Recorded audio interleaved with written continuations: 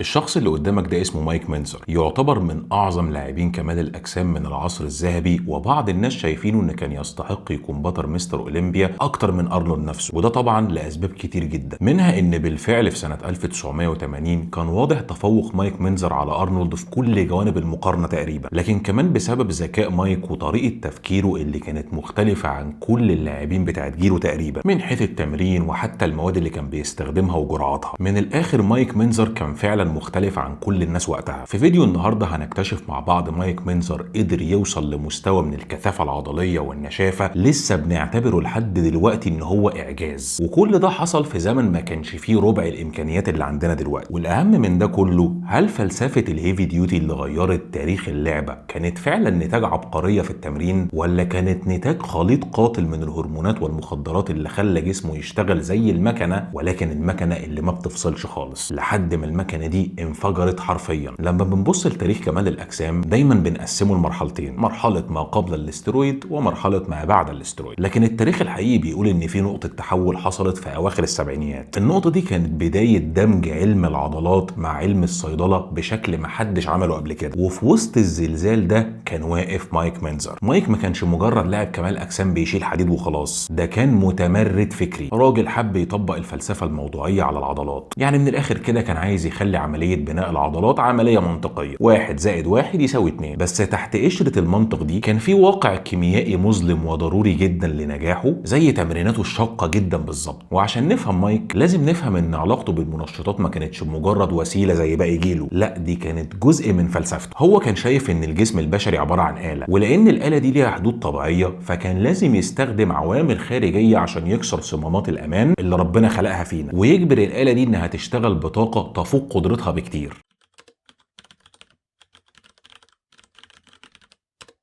وعشان نكون منصفين لازم الأول نفهم البيئة اللي مايك كان عايش فيها، حقبة السبعينات أو العصر الذهبي. الفترة دي كانت بتتميز بحاجة غريبة جدا، وهي البراءة الكيميائية. قوانين تجريم الاسترويد اللي خلت الموضوع جريمة في التسعينات كانت لسه بعيد جدا. يعني في الوقت ده الاسترويد ما كانش بيتضرب في معامل تحت السلم زي دلوقتي، دي كانت أدوية صيدلانية نقية بتتوصف بروشتات دكاترة أو بتتجاب من الصيدلية عادي، وده خلى اللعيبة عندهم حالة من الأمان الزائف. يعني ما كانش فيه رعب من الآثار الجانبية زي دلوقتي. في جولد الجيم في فينيس بيتش كان في بروتوكول متعارف عليه جدا بين العمالقه. طبعا المنيو كان بسيط ومحدود مقارنه باللي بنشوفه دلوقتي، يعني ما كانش فيه تريمبلون، ما كانش فيه بيبتايدز، ولا كان فيه زيت السنسول. اللعبه كلها كانت قايمه على 3 مركبات اساسيه. اول واحد النندرولون ديكانويت او الديكا، وده كان الاساس البنائي. تاني حاجه وهي الديانابول، وده كان المحرك اللي بيدي القوه والحجم. تالت حاجه وهو البريمو بولان، وده اللي كان بيدي الفينش النهائي الجميل. الجرعات وقتها كانت تعتبر محافظه بالمعايير الجنونيه بتاعت دلوقتي، يعني اللاعب ممكن ياخد 30 مللي جرام ديانابول و400 مللي جرام ديكا، ده كان بيعتبر ان هو بياخد جرعه محترمه وقتها. لكن مع ظهور وحوش الكتله زي مايك مينزر وضخامه ارنولد اللي كانت بتزيد كل سنه، الجرعات دي بدات ان هي تتضاعف والقواعد بدات ان هي تتكسر.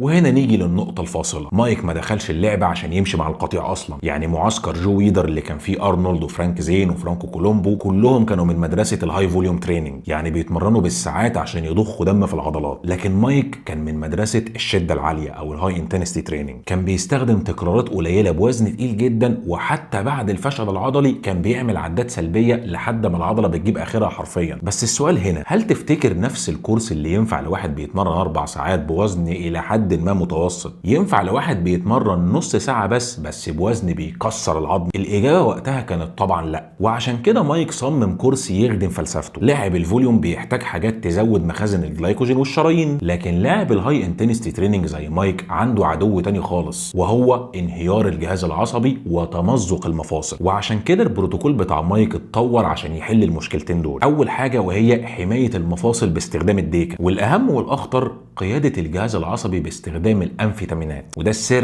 اللي ناس كتير ما تعرفوش. اللي ميز مايك عن غيره مش بس الاسترويد، لكن انه خلى المنشطات الذهنية جزء اساسي من الكورس بتاعه. كان بياخد الأنفيتامينات زي الأدرال حاليا مثلا عشان يقدر يحافظ على التركيز الذهني والوحشية المطلوبة عشان يقدر يعمل الهاي ديوتي تريننج، كل ده وهو عامل عجز في السعرات الحرارية. الإضافة دي هي اللي حولت الكورس بتاعه من كورس خطر بس لكورس سام وممكن يموت كمان.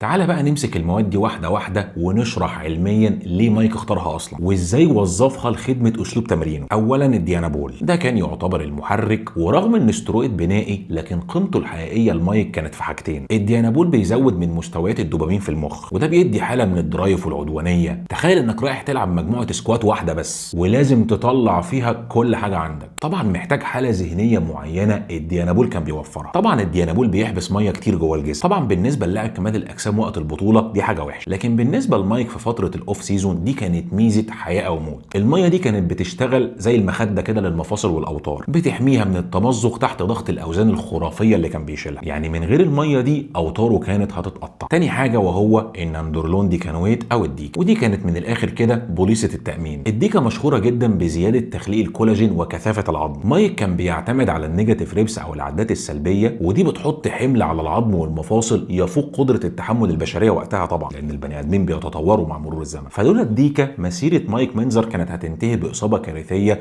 في سن صغير جدا. ثالث حاجه بقى وهي الانفيتامينات او العامل الخفي اللي محدش يعرفه، وفعليا ده الجزء الاخطر. مايك كان بيستخدم الانفيتامينات عشان يسد الفجوه بين جسمه المنهك جدا وبين عقله الطموح جدا. تحضير الاولمبيا بيحتاج دايت قاسي جدا، ممكن يوصل لاقل من 1500 سعره في بعض الاوقات، وبيحتاج تمرين بشده عاليه جدا، ودي تعتبر معادله مستحيله. الانفيتامينات بقى كانت بتعمل 3 حاجات. اول حاجه انها بتسد الشهيه تماما عشان يقدر يستحمل الجوع طبعا. تاني حاجه بتدي طاقه حركيه تخليك تتمرن حتى ومخازن الطاقه فاضيه. تالت حاجه انها بتشتغل كحارق دهون قوي جدا. بس المشكله انك لما بتخلط استرويد اللي ممكن يعمل تضخم وتصلب في عضله القلب مع الانفيتامينات اللي بتضيق الشرايين وبتزود ضربات القلب، انت حرفيا بتعمل قنبله موقوته. بس قبل ما نكمل، لو الفيديو عجبكم لحد دلوقتي وحابين ان نكمل في سلسله تاريخ كمال الاجسام، ما تنساش تعمل اشتراك في القناه وتعمل لايك وشير للفيديو مع صحابك، وتكتب لي كومنت تحت، لان حقيقي تعليقاتكم هي الحاجه اللي بتخليني استمر في تقديم المحتوى. حقيقي انا ببذل مجهود كبير جدا في البحث في مواضيع تكون مفيده ليكم وتقدم قيمه حقيقيه، مش مجرد فيديو للتسليه وخلاص. ده غير طبعا التصوير والمونتاج لاني شغال لوحدي بدون فريق عمل. فاتمنى ان المشاهدين اظهار الدعم الحقيقي باللايك والشير وطبعا الاشتراك في القناه. وحابب اعلن عن امكانيه دعم القناه من خلال زرار جوين او انضم اللي موجود تحت الفيديو، او من خلال اللينك اللي موجود في صندوق الوصف. الاشتراك كداعم للقناه بيضمن اولا ان اقدر استمر دايما في تقديم المحتوى المفيد ليكم، وكمان دعمك للقناه بيمكنك من الانضمام لمجتمع ديسكورد اللي هيكون فيه كل الداعمين للقناه عشان تسال على اي حاجه براحتك، وهيتم الرد عليك بنفس يوميا. ولحد لحظه تصوير الحلقه المجتمع عليه اكتر من 300 داعم، وطبعا كمان هيكون في بث مباشر خاص فقط بداعمين القناه للرد على استفساراتهم بشكل خاص. واكيد طبعا لو مش حابب انك تدعم القناه مفيش مشكله خالص، ويكفي فقط اللايك والشير والكومنت وطبعا الاشتراك في القناه. وحابب بالتحديد اشكر جدا اول 3 داعمين للقناه لحد دلوقتي: فادي وولف 999، احمد محمد، واحمد 2837. شكرا جدا. يلا بينا نكمل الفيديو.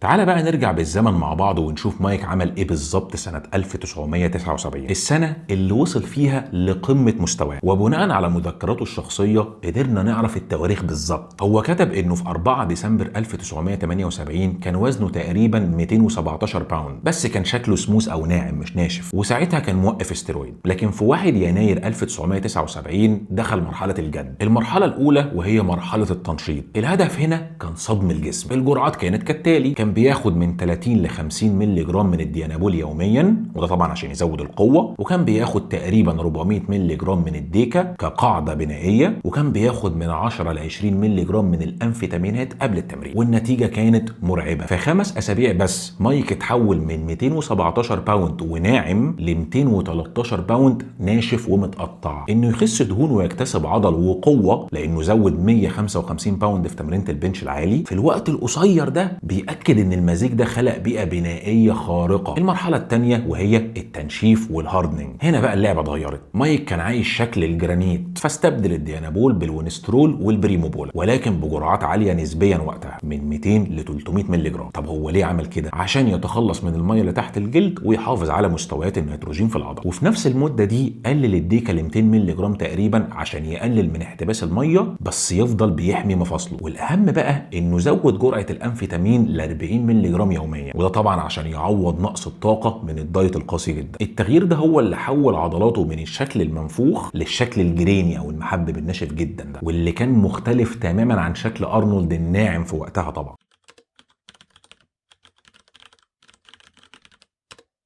ودلوقتي لازم نجاوب على السؤال الأهم، هل الكلام ده نجح؟ من ناحية النتائج فالكورس ده كان نجاح ساحق. مايك حقق أول سكور كامل 300 نقطة في تاريخ مستر يونيفرس، ووصل لوزن 220 باوند بكتلة عضلية كثيفة جدا. الشكل اللي وصل له مايك كان إثبات إن نظرية هاي أندروجين مودريت أنابوليك مع تمرين عالي الشدة جدا بتطلع عضلات شكلها أكثف وأقوى من عضلات البامب بتاعت أرنولد والفريق بتاعه. لكن من ناحية الأمان بقى الكورس ده كان كارثة بكل المقاييس. الخلط بين المنشطات والمحفزات العصبية هو اللي قتل مايك مينزر من الآخر. الاسترويد بيسبب تضخم في عضلة القلب، يعني القلب بيبقى أسمك وأقل مرونة، والأنفيتامينات بتعمل انقباض في الأوعية الدموية، يعني القلب المتصلب ده مطلوب منه إنه يضخ دم بسرعة جنونية ضد مواسير مسدودة حرفيا، وده حمل ميكانيكي لا يمكن للقلب البشري إنه يستحمله لفترة طويلة. وطبعا المأساة بتكمل لحد ما بنشوف ري مينزر أخو مايك وشريكه في التمرين وفي نفس الكورسات اللي كان بيعملها اللي مات بعد مايك بيومين بس بفشل كلوي. وده بيشاور على نقطة مرعبة وهي العوامل الوراثية. ارتفاع ضغط الدم الناتج عن الاسترويد والانفيتامينات دمر الكلية بتاعت ري وقلب مايك. الكورس اللي ارنولد بجيناته المختلفة قدر يعيش عليه لحد 70 و80 سنة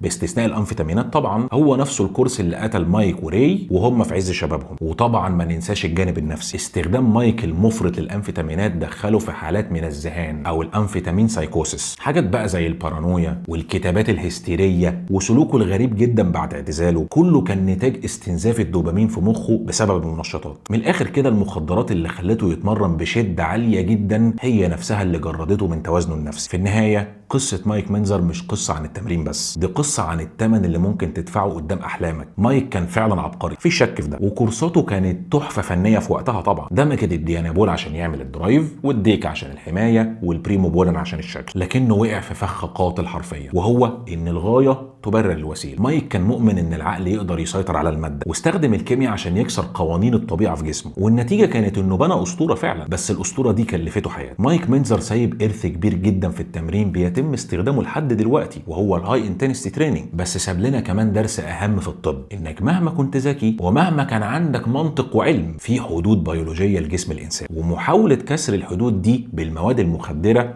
تعتبر مش شجاعة، ده يعتبر انتحار بالبطيء. طبعا لو انت بتدور على مواد تساعدك على خسارة الدهون والتنشيف فانصحك ترجع تتفرج على الفيديو اللي فات بتاع السلو بي بي 332، لانه يعتبر من اكتر المواد اللي بتساعد على زيادة الفتنس وزيادة تخلص الجسم من الدهون المخزنة، وبالاخص الدهون الحشوية او الفيسرال فات. بس كده ده الموضوع اللي كنت حابب اتكلم فيه النهارده. شكرا ليكم يا شباب، والسلام عليكم ورحمة الله وبركاته.